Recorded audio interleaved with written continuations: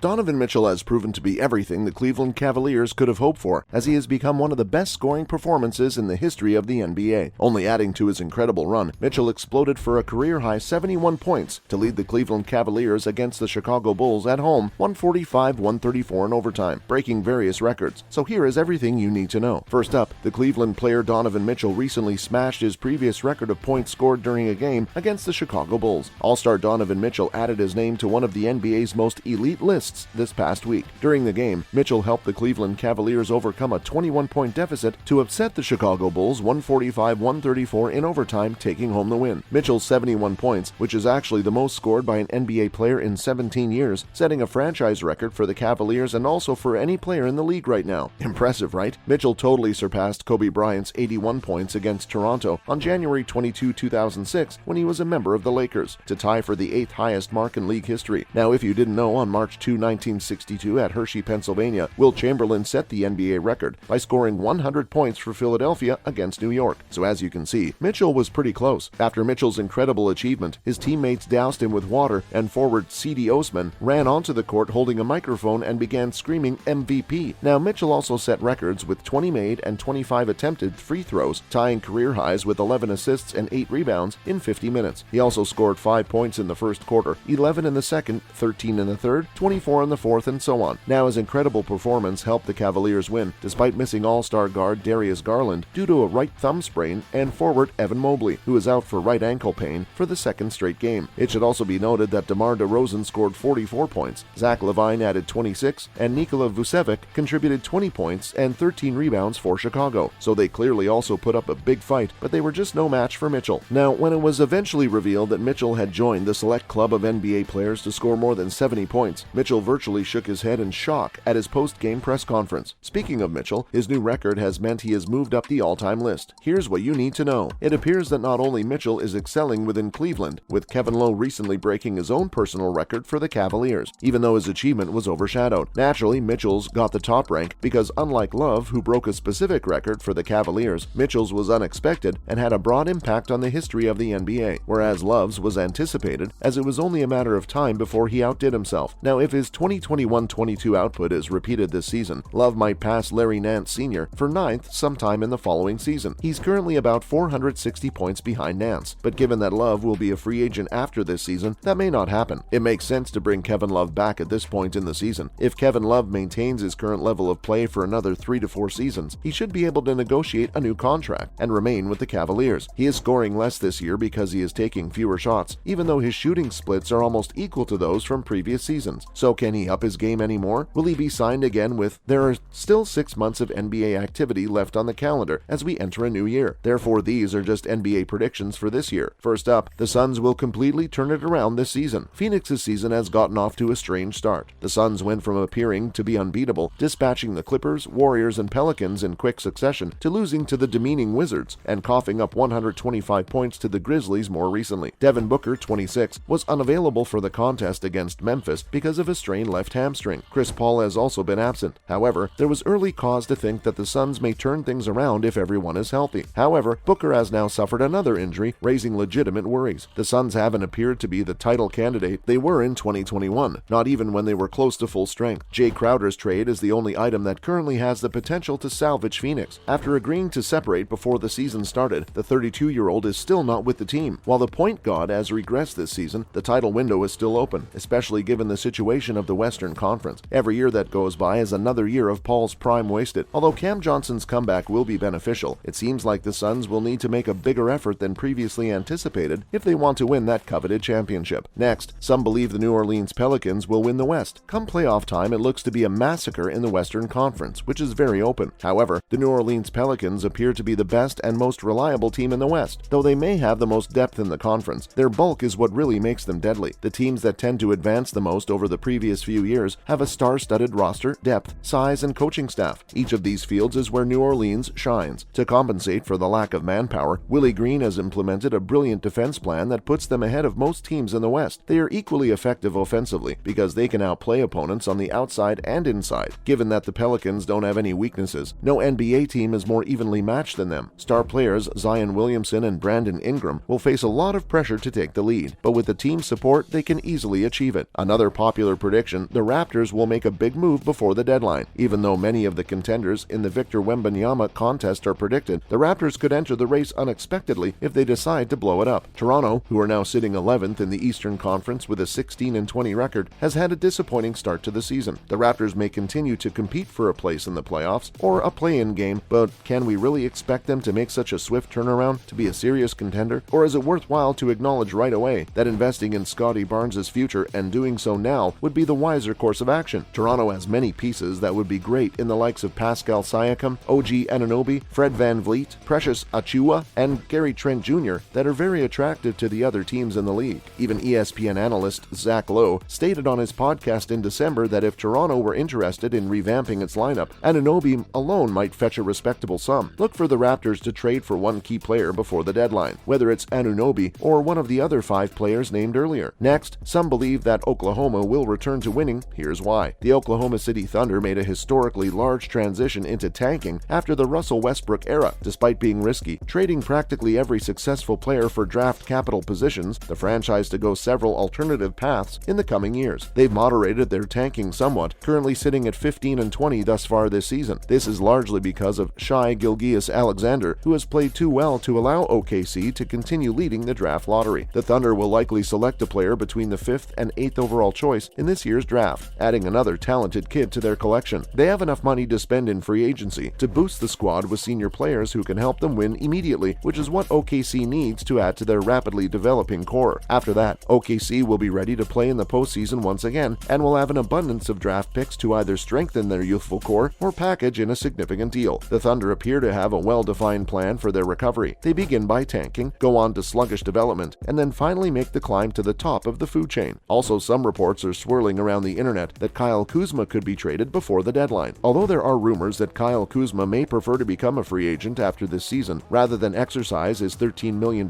player option, Washington may decide to move on from him. It would make sense to acquire something in return rather than just letting Kuzma walk out the door for free, because he would be a useful pickup for multiple competitors. NBA analyst Mark Stein wrote late last month in his Substack, "Based on the rumblings I've heard, I struggle to imagine Kuzma wanting to stay in the nation's capital beyond this season. If Kuzma is moved, list the Phoenix Suns and even his old team, the LA Lakers, with the former being the most likely destination. Last but not least, the Pelicans could make the conference finals very well, but could they go any further? Before the first ball was even tipped, there was a sense that the Pelicans would be a genuine contender this year. This was a squad to be feared on both sides of the ball, with Zion Williamson fully healthy, and the 22-year-old has even entered the MVP debate with his overwhelming play. Williamson is a monster in the paint, averaging 26 points, 7 rebounds, 4.5 assists, and 1.1 steals per game. He also appears to be in better physical shape than ever. However, the Pelicans' depth makes them especially dangerous in a Western Conference that is generally wide open. Williamson, Brandon Ingram, and Herb Jones have all sat out chunks of time, but a next-man-up attitude has kept them all on the field. Unfortunately, guys, that is all the time we had for today. Make sure to like and subscribe to the channel. And as always, thanks for watching.